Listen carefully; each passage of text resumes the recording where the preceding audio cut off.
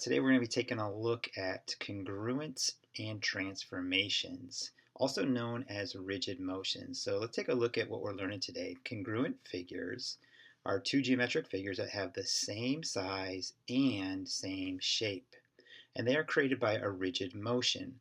The three transformations we've learned so far, reflection, translation, and rotation, are all rigid motions. Okay, a rigid motion is also known as a congruence transformation.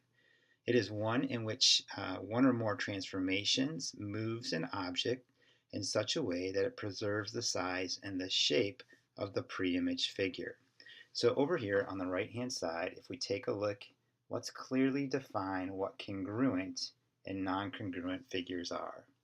Notice on the left, you've got three congruent shapes. They could be created by rotating or reflecting one another.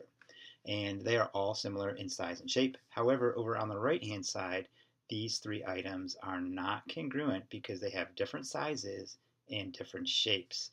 The shapes come in the form of their angle measures. The sizes come in the length of their segments. All right, let's jump into our examples. Example number 1 asks us to identify the congruent figures. Explain how you know what transformations appear to map one image onto the other. All right, let's take our first pair that's pretty obvious. Let's look at triangle DEF and VWX. It appears that I can translate VWX by going 3 to the right and up all the way up here to F. If I translate point X 3 units to the right and 2, 4, 5, 6, 7 units up, then I will have mapped triangle VWX onto triangle DEF. So I'm going to say triangle VWX is congruent to triangle DEF. And it looks like there's a translation by the vector. I'm going to write it in component form, 3 to the right and 7 up. That maps VWX onto DEF. Okay, let's try another one that looks pretty obvious here. Let's look at triangle GHI and NPQ. Now, you'll notice that the orientation has changed. In other words, the H, the point up here on this right triangle, is pointed up, but down here it's pointed down. Well, I can get that if I reflect this triangle over this x-axis here. So I can say that triangle HIG is congruent to triangle. Now H is going to match up with Q, I is going to match up with P, so I'm going to say Q, P, N. Now, making sure your order of vertices or points line up with each other is important. The reason why I know that these are congruent triangles is because of the reflection in the x-axis. All right, let's take a look at a pair of triangles that are not congruent. Let's look at triangle ABD and how about triangle GIH? I know that if I look at the size of these segments, for example, B to C is only 2 units, H to I is also 2 units, they do match up. They are the same length. However, if I look at the segment IG, it is 3 units, whereas CA is 2 units. So I can confidently say that triangle ABC is not congruent to triangle GHI. All right, there's one more pair of polygons here. See if you can determine if RSTU is congruent to MJKL. All right, a couple of more examples of composite transformations. Remember, a composite transformation is just 2 or more transformations. Here we have 2 reflections over parallel lines. And it says if two lines are parallel, then a reflection in one followed by the reflection in the other results in a translation of that preimage. Then it gives you this special note. The size of the translation, or the distance, is twice the distance between the parallel lines. Here's our example. We've got this blue triangle, reflects over this first reflection line to create this dark green, reflects over again to create this light green. Now the distance from the blue all the way to the green is 2 times the length of the distance between these parallel lines. If the distance between these parallel lines is h units, notice that the translation from the blue all the way to the green is 2h units long.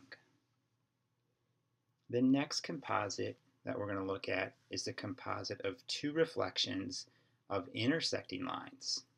So it says if two lines intersect, line A and line B, in our example here, then a reflection in line A followed by a reflection in line B results in a rotation of the preimage. Then it gives you a little note. It says the degree of the rotation is twice the angle between the intersecting lines. All right, here again is our example. Here's line A, here's line B. We're going to reflect the blue triangle over line A, and then it's going to create this dark green one, and we're going to reflect it over line B, and it's going to create this light green one. Whatever this angle of rotation is here, whatever this angle between these two intersecting lines is, the angle of rotation is always going to be 2 times that angle measure. So let's say the angle between these intersecting lines is 30 degrees. If I double that, then the rotation from blue to green will be 60 degrees. All right, flip your page of notes over. Let's take a look at a few of these examples. Here is segment JK. It's perpendicular to line A, and it has the length of 3 units. So JK has a measurement of 3 units. It's perpendicular to line A. That means we're going to reflect it over to form J prime, K prime, L prime.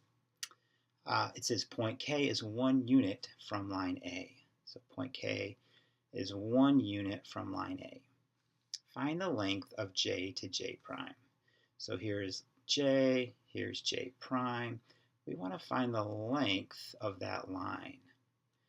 All right, well I know from J to K is 1 unit, and then from K to this line here, A, is another 1 unit. Sorry, I said 1 unit. This is supposed to be 3 units, 1 unit. So on the other side, when we reflect it, it's going to be congruent. So there's another 1 unit, and then 3 units. So the distance from J to J prime should be equal to this 3 plus 1 plus another 1 plus 3, and that's going to give us 8 units in length. Next, it says to find the rotation of triangle JKL to triangle J double prime, K double prime, L double prime. So let me erase this here. So we got a clear look at this. Well, I can see that these the angle between my intersecting reflection lines is 80 degrees.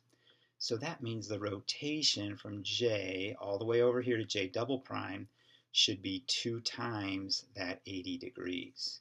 So that's an angle of rotation of 160 degrees. Sorry about my little message that just popped up there. All right, example 3. At the right, we've got line K is parallel to line M, and it says segment UV is reflected in line K, then again in line M. So here's our segment UV. It gets reflected over line K, and then it gets reflected again over line M. You'll notice that UV and U double prime, V double prime look parallel to each other because they are, and there is a distance from U to U double prime that is twice the distance from K to M. Okay, it says which lines are perpendicular to U double prime. So this line segment right here, the lines that are perpendicular to it are both line K, I should write it like this, line K, and line M. They are both going to be perpendicular because those are my reflection lines. Next, it says if the distance line K and M is 6 units, so the distance between K and M is 6 units, what is the distance between U and U double prime? Well, I know from U to U double prime has to be 2 times those 6 units, so that's going to give me 12 units. All right, guys, I want you to pause the video and try example 4 here on your own. Describe a single transformation that maps A onto A double prime. Is this a rigid motion? In other words, are these keys congruent? Explain how you know. Alrighty, guys, for our final example for today's notes, we are going to do a glide reflection. Remember, a glide reflection is a composite of a translation and a reflection. So we've got triangle ABC with vertices at 3, 2, 6, 3, and 7, 1. We are going to translate it by sliding it down 6 units and then reflect that over the y-axis. So take a second to plot your triangle ABC, and let's find the image points after the translation. Sliding it down 6 units, and I'm not changing the x-coordinate at all. X stays the same, so that's 3, negative 4. B prime should be 6, negative 3, and then C prime should be 7, negative 5. Next, we're going to reflect that over the y-axis, which means to change the sign on x. So that becomes negative 3, negative 4. B double prime is negative 6, negative 3, and C double prime is at negative 7, negative 5. All right, plotting our final image here, we got negative 3, negative 4, there's A double prime, negative 6, negative 3, and then C double prime is negative 7, negative 5. Oh, let's see here, negative 7, negative 5 right there. All right. So finding those points there and graphing them, we should have a rigid motion, congruent triangles from A double prime, or sorry, from ABC to A double prime, B double prime, and C double prime. All right, that wraps up your notes for today. Good luck on your book assignment.